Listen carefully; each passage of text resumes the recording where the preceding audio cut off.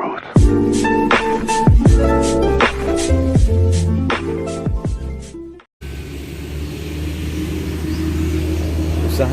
budidaya madu kelulut ya di Taman Edukasi Lina di Kapal Pasangan Kapal Pasangan Timur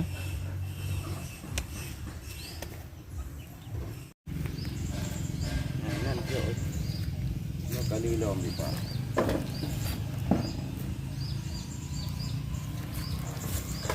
Tuh men, yan predator ulung.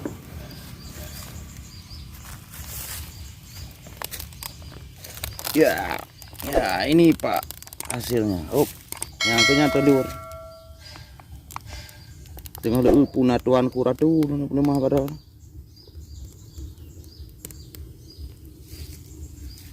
Ya, nyok telur ratu.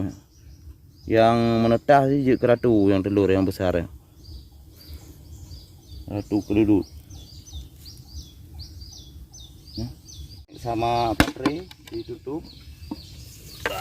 Pap. Selanjutnya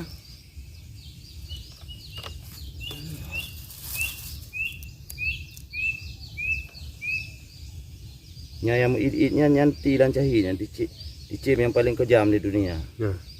Nanti kau? Ya, nah. Dicim ni anak tarayu lah. Baik. Itu bos.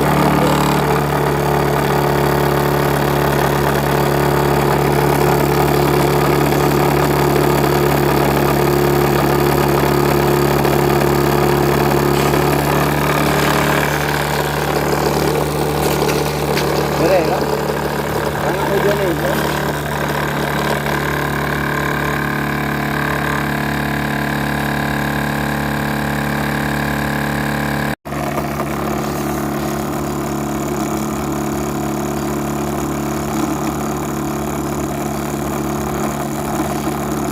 Sama saja dua kan?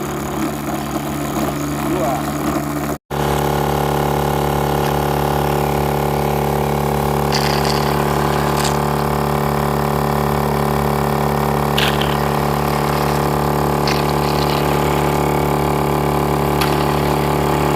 Nah ini mantap videonya.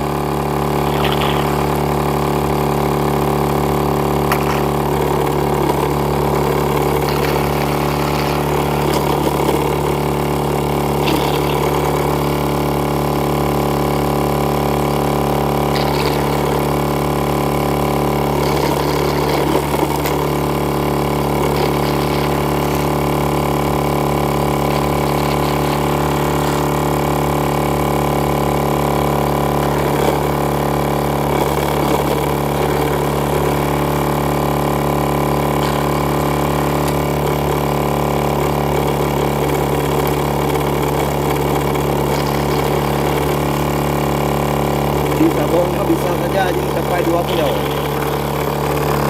Masuk kalau madunya ada 0.